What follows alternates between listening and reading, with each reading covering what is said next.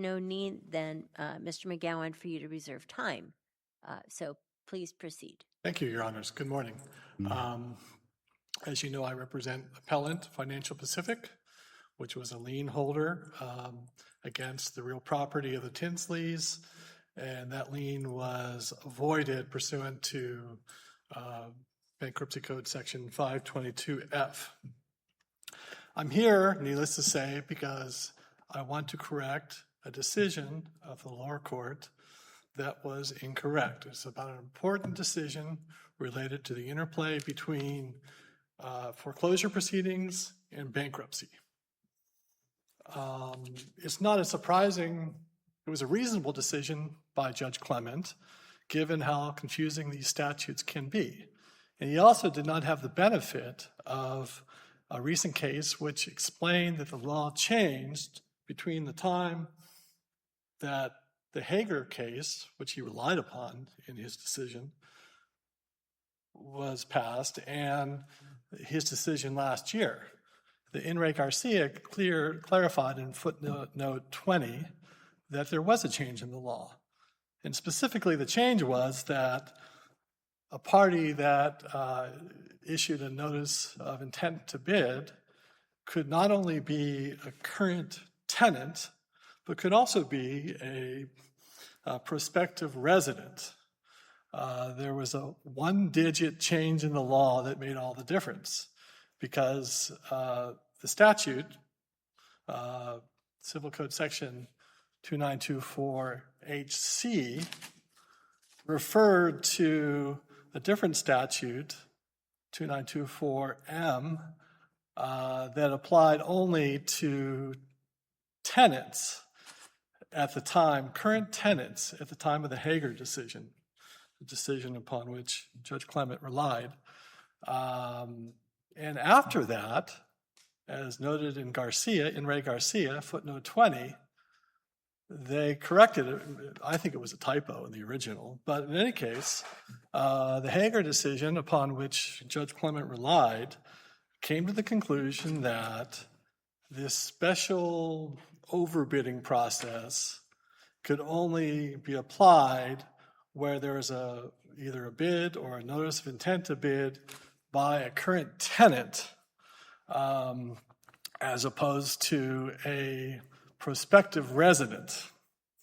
That's kind of the core of the argument. But just to go back a step, as you probably are well aware, California had a well-established process for the interplay between foreclosure and bankruptcy, where there was a relation back provision in 2429HC, where if you filed for, if there was a foreclosure hearing and then subsequently a bankruptcy, and then a trustee recorded a deed based on the foreclosure within, it was originally 15, then it went to 21 days, that the sale to the purchaser in the foreclosure proceeding became final, related back to the date of the foreclosure proceeding. And there's a case, Ben Say Wong. That's a really, really old, 20-year-old case that, we all relied on until this law changed. Right. Because, the issue here is not really perfection, which is what the Bevan C. Wong case goes to. It's finality. When is the sale final? And I think your argument is that the sale is final when the gavel drops, right? Which was the argument before this whole 2924M scheme came into effect in response to COVID, right? But after it came into effect, that's not necessarily the case, right? And it's only the case in particular circumstances, right? You're right, in particular circumstances. And that gets to the heart of it. And my personal opinion is that all the cases, including Hagar, that have reviewed this came to the logical decision. And the best case is In re Stevens, which is the only case that really opined about the current statute with the current facts. But if you go back to In re Hager, This whole question about perfection versus finality and which statute prevails, and the arguments made in the hundreds of pages of briefings by the debtors in this matter that the 249M statute prevails over the 2429H statute. But the Hager case really addresses the interplay between those two statutes. And let me read what the Hager case says about that. It says, CC section 2924MC, that's the new promote the resident statute, controls finality except in certain circumstances where CC 2924HC is applicable. So that's the nut of this issue, is that where there's this relation back in 2429HC, where those facts are met, that establishes finality, perfection, whatever you want to call it. Those are two different things. Finality is the status between the foreclosing party and, the party purchasing at the foreclosure sale and the prior owner. Perfection is with respect to third parties, right? And so for bankruptcy purposes, it seems to me that what we really worry about is finality, because if the sale is not final when the gavel drops and a bankruptcy is filed during this time period, then it's not final, as Judge Clement found. And so the automatic stay comes into play, right? That is not correct, Your Honor. I don't think there's a lot of clarity between the use of the words finality and perfection in these statutes, and that's what led to some of the confusion. But the cases that have addressed it have understood it. If you look at the Stevens case, they find that the finality, perfection, whatever you want to call it, the conveyance occurred is backdated to the date of the foreclosure hearing, as was the case in Benzay. But isn't that contingent upon a owner-occupant being the successful bidder? Then it relates back. If it's any other eligible bidder, then it doesn't. And under 2924C, it says, for the purposes of this subdivision, the trustee's sale shall be deemed final upon the acceptance of the last and highest bid and shall be deemed perfected as of 8 a.m. on the actual date of the sale if the deed is recorded within 21 days after the sale, which did not occur in this case because the bankruptcy was filed and because the trustee's deed wasn't issued until day 54. So it didn't comply with the requirements of the code, did it? Of the state code. Well, I think you're applying the wrong term.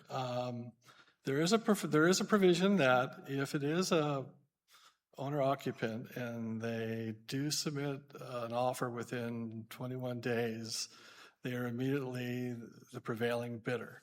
But what I'm addressing is you want the gavel to be the defining moment, but the code changed, the legislature changed the code so that it wouldn't become final upon the gavel falling. It would be delayed until such later date. And in the interim, a bankruptcy case was filed. What's the effect of that? Is what you're telling us to ignore the bankruptcy, that the gavel falling is all that's critical. But that's not what the code says, the state code, not the bank. Two codes changed. Not only 2429M, which is the new provisions, they also changed 29HC. Right. And that has the relation back provision. And in the original iteration of that statute, there was, I think, a typo. And that's what the Hager case was based on, because it says that the relation back only applies for current owners. But after Hager was established, and upon which the Stevens case is based, they corrected that typo, and they said the relation back principle that you could, as long as it's recorded within 60 days, then it relates back to the date of the foreclosure. That applies not just to current tenants, but also to prospective purchasers, such as the one at issue in this case. So the relation back provision was not wiped out entirely. It was continued in 2429HC. And there had been a typo, which the Hager case was based on, Right. The Hager said it was only the tenant buyer Yeah. thing, and instead of just all eligible bidders, right? Exactly. Okay, but let me kind of flip this around. The Bevin Wan case was premised on the fact that the sale was final before the bankruptcy case was filed. And so recording the deed to recognize the finality of this, the equitable title passed at the time of the bankruptcy, at the time the gavel fell, and under Bevin Wan, gavel fell, right? Equitable title passed. All that was left for the debtor was bare legal title, which passed when the deed was recorded, and you could record it 15 and then 21 days later and have it relate back. And so you joined at legal and equitable title. That's not the situation we have under 2924M, because the sale is not final when the gavel drops, when you have these other intervening circumstances of which your client, fell into one of those intervening circumstances, right? Or not your client, but the purchaser. Your client is the judicial lien holder, right? Let me read from the Stevens case, which addresses this whole issue about perfection versus finality and what kind of title remained to allow this overbidding process. And Stevens court writes that upon foreclosure, the debtor still maintains temporary title. It says, at the conclusion of the live auction on April 4th, 2024, debtor's loss of title to the property was already locked in place, leaving him with merely temporary title. The only uncertainty was whose name would appear on the trustee's deed, the highest bidder or at the live auction, or a subsequent winning bidder such as purchaser. The key to that statement is the debtor had lost the property, and that's my point here. He can't avoid a lien on a property that he no longer had. And what Stevens' case says, and that's the only appellate case that has considered this, and they got it absolutely right. I suggest you reread Stevens if you get a chance. But there's a kind of temporary title that's similar to the title that someone still has title to their car, and then a repo company can take it post-bankruptcy. That's been used. And this whole idea of perfection post-bankruptcy doesn't change the title. But finality does. Well, only No, because the section 2924F says title shall remain with the mortgagor or trustor or successor in interest until the property sale is deemed final as provided in this section. So they don't lose title to the property even though the gavel falls until the sale is final and an intervening bankruptcy occurs. What's the effect on the finality? Well, the title that they had, as reflected in the passages I just read from Stevens, was temporary title. It's not the type of title that means that the prior foreclosure doesn't have effect. And again, I'll reread again what the Hager court says. Well, actually, I don't want to have you. So it seems like what you're saying is that at the time the gavel fell, there was a sale, right? We don't know yet who is going to own the property because we have to go through this process. But the one thing that we do know is it's not the borrower. Exactly. And so your point, I think, then is because of that, the effect of the bankruptcy, there's no effect of the bankruptcy. Is that what your point is? Because we know that it's going to be somebody, but not them. The equitable title, whatever you want to call it, never enters the bankruptcy estate, and therefore because of that. And again, although there is provisions that M prevails, the Hager court itself says that Section 2420 controls finality except in instances where 2924HC is applicable.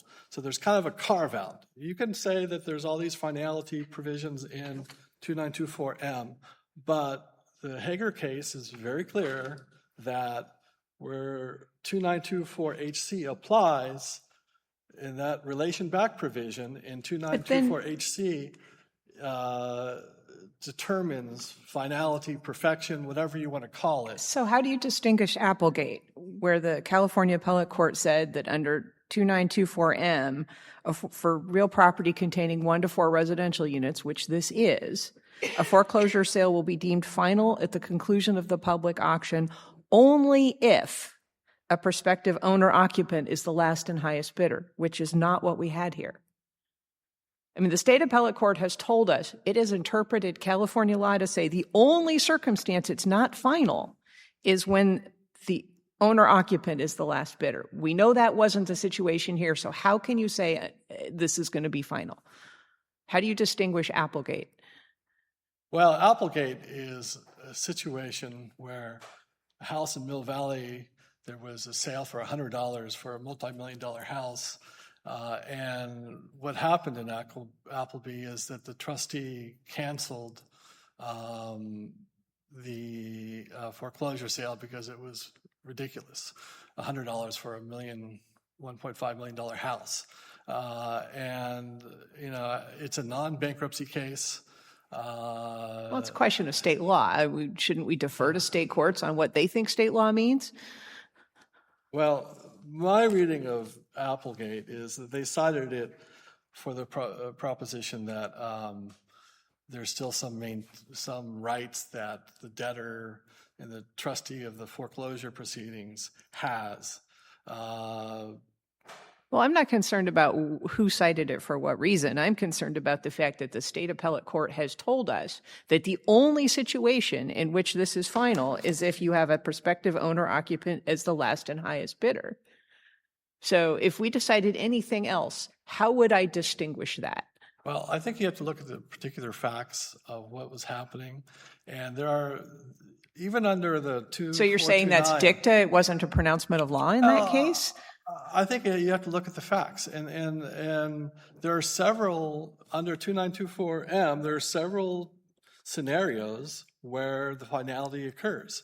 If the original bidder was an owner-occupant, that's per se, bang, it's theirs.